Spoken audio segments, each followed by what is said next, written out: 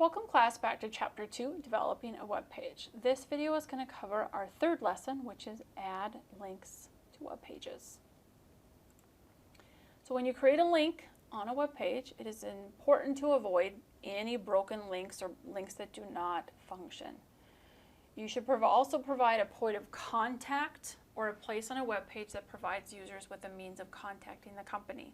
Now, whether that be through a form to contact you, whether it be a phone number, those are the types of points of contact that you want, or through an email address is a third option to provide that point of contact. There's nothing more frustrating when you're trying to figure out how you can contact, and we've all been on those websites, so make sure you don't practice that. Make sure it's either an email link, a phone number that they can contact you, or through a form. A common point of contact, again, is that email link, and it's through the mail to protocol. And we will go ahead and create one through Stripe and Umbrella.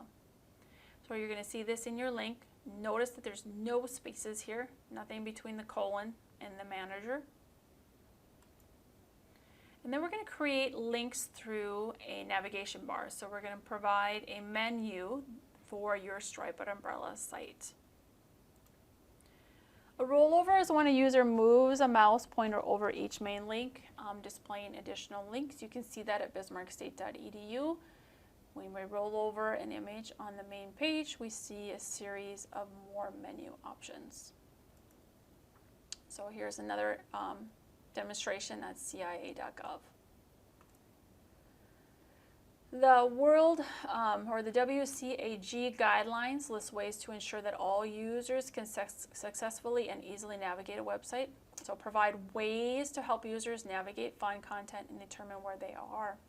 So this is something, hopefully through your research on the accessibility wiki, and that you will run into, and you can provide myself, and as I share those with your classmates, and what you learned about menus and how you can make them accessible. Suggestions include, for links, limiting the number of links on a page. So it gets very overwhelming when we just have all links on a web page. Using techniques to allow users to quickly access different sections of a page. So those are what we call internal links. So if I click on the letter A on a list of A through Z for faculty members, when I click A, does it take me to those that have the last name of A? So then I don't have to sift through everybody. Make sure that links are readable and easily distinguishable. So don't underline content on a page that's not a link, because users think of links as those being underlined. Okay, so, or I should say that differently. Users think of content that is underlined as a link. So try to emphasize it in a different way than underlining. Okay, page 22 through 25, we're going to create that menu bar. So continuing on in Stripe and Umbrella, we are going to use the index page. So I'm going to close out this spa information from my last lesson, and I'm going to go before welcome. And here's the trick that you guys need to do, very important here. You need to come into code view and go before the P, okay? Otherwise your navigation is going to be nested within your first paragraph. So outside of the P tag, and then you're going to insert the navigation. So again, through the HTML category, you're going to come down to navigation. And here's another modification. You're going to type in fluid and then space intro underscore paragraph. This is noted on your assignments page. Oh, I don't need to do that. Right here in red. Page 22, number 4, class name is fluid space intro underscore paragraph. And it's going to be the same thing for Blooms, and it's going to be the same thing for TripSmart. Now, if I show you here, and I will do that, page 22.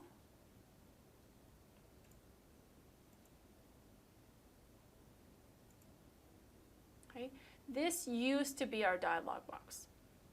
Okay, and by us doing this check mark right here, it would then insert the fluid class for us. Well, right now, That's not our dialog box anymore. Okay, so we have to supply it as a modification to our directions, fluid space intro paragraph, and then go ahead and click OK. So it creates this nav class equal fluid space intro paragraph, and then we're going to go ahead and modify the content for that navigation. So you can just start typing. You can go home. Actually, you know what? I want to be up in the section there, so I'm going to come up here. Get my cursor here. Oh, and I want it to select all of this here.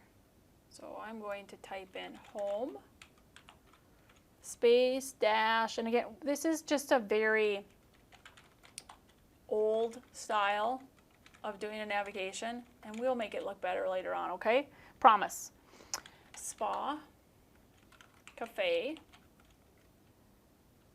activities. Make sure you spell activities correctly. It's a trickier one. Okay, so home, about us, spa, cafe, and activities are going to be our menu here. Okay, so then we're going to link those, and it's really neat in Dreamweaver. We can come to our Files panel, and all we need to do is select what we want to link. So I'm going to select Home, and I'm going to use my Properties Inspector to link these. So in your link box on your Properties Inspector, you can use Browse for a File, okay, and then you would navigate. So in my case, I would navigate to my Striped Umbrella folder, and then I would grab Index. And now it's going to make that link to the index page. Okay, a hypertext reference index around home. The cooler way is to select my text and use this point to file icon and drag over to my Files panel. So this one is going to be About Us, and select the file. Okay, I'm going to do the same thing for Spa.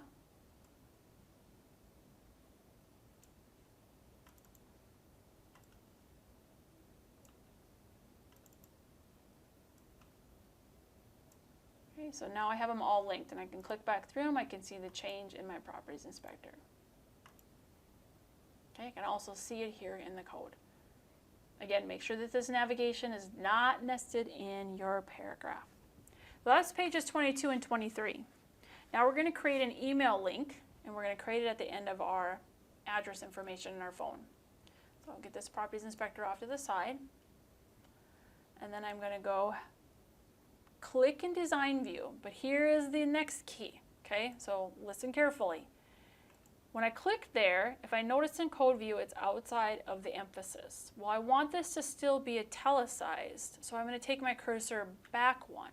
Okay, so now I'm right next to the 8, and I'm in the emphasis section, or the italicize, okay? And I'm going to Shift Enter. Okay, and now I'm going to insert an email link. So I'm going to click on Insert Panel, and then go to Email link, and then I'll type in what they want me to enter. So Club Manager is going to be the text that's going to be on the page, and then here is the email. And I practiced this before, so that's why the email is already there. Okay, so manager@stripedumbrella.com, and then click OK. So now I have Club Manager. I have a mail to manager@stripedumbrella.com. So if you were typing this in yourself in Code View, there is no spaces here, okay? I hit the move thing there. So Control Z is my biggest friend. Now we're going to view this link. So whenever you add links, you can see them through the Assets panel. So again, if you don't see the Assets panel, go up to the Window menu. And then I'm going to click on the third choice here, which is URLs. And if you don't see yours, go ahead and click on the refresh button. Okay, and if it's still not there, it will be later on. Now I could add this to my favorites by right-clicking and add to favorites, and then it's going to be in the favorites section. So let's just say if I needed to add it later on to another page.